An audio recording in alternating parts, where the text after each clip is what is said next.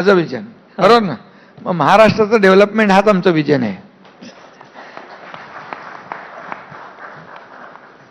लोकसभेच्या निवडणुकीमध्ये आणि विधानसभेच्या निवडणुकीमध्ये वाटाघाटीमध्ये जागांचा जो वेळ गेला तो लक्षात घेता बीएमसीच्या वाटाघाटी मला वाटतं आता पूर्णच झाल्या असतील तुमच्यामधल्या. तर नक्की मोठा भाऊ कोण आहे? हे मोठा भाऊ छोटा भाऊ हे सगळे तुम्ही मीडियावर सगळं चित्र निर्माण करता. आमच्याकडे नंबर गेम नाही, मोठा छोटा नाही, आम्ही टीम म्हणून काम करतो.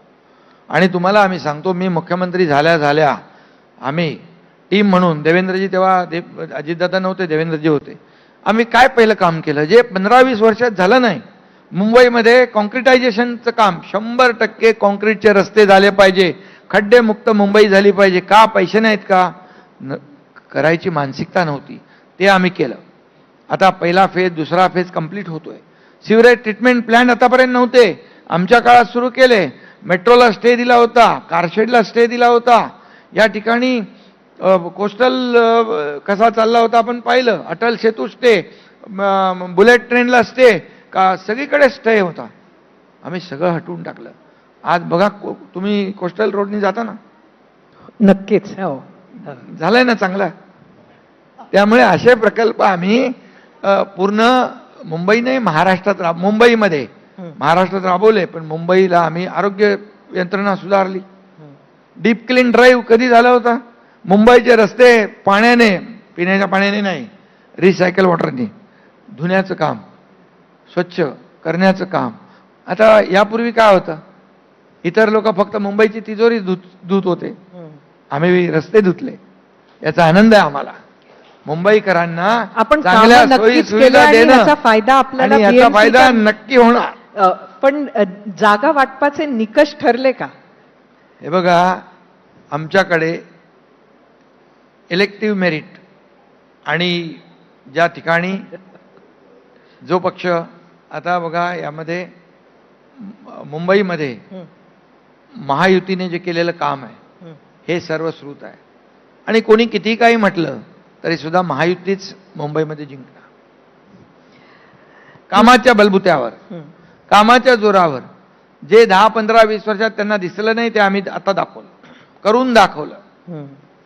असं वाटत होतं मध्ये तुमच्या ज्या काही भेटीगाठी तुमच्या होत होत्या, उदय सामंतांच्या होत होत्या राज ठाकरेंबरोबर, त्यानंतर असं वाटत होतं की कुठेतरी महायुतीच्या जवळ राज ठाकरे येत आहेत. मात्र आता सध्या जे बदललेलं चित्र आहे त्याच्याकडे तुम्ही कसं पाहता? म्हणजे एक परिवार म्हणून वेगळी गोष्ट आहे, जे सगळे राजकारणी म्हणतात की 2 भाऊ एकत्र आले चांगलं झालं. त्याच्या पलीकडे मुंबईची निवडणूक या दृष्टिकोनातून तुम्ही कसं बघता? बघा, प्रत्येक पक्षाला लोकशाहीमध्ये कोणाशी युती आघाडी करण्याचा अधिकार आहे, आपापला पक्ष वाढवण्याचा अधिकार आहे.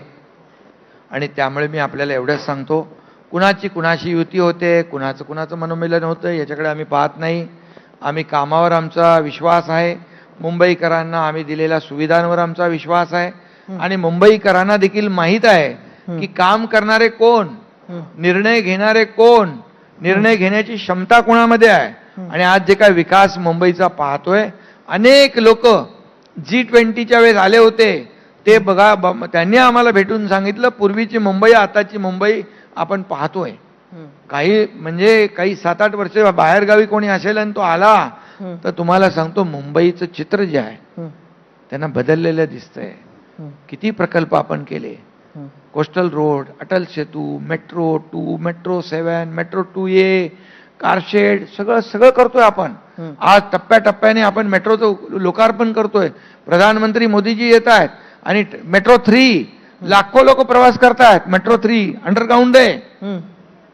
आज जी कामं दिसत आहेत त्याचा लाभ लोकांना होतोय. आज त्यांचा वेळ वाचतोय, त्याची इफिशियन्सी वाढते आहे. कामामध्ये नोकरीवर जाताना चांगलं काम करतायत, घरी लवकर पोचतायत. हे आणखी आम्हाला फास्ट करायचं आहे. त्यामुळे हे जे आम्ही करतोय आणखी बघा पुढे जिथे जिथे वाहतूक कोंडी, आज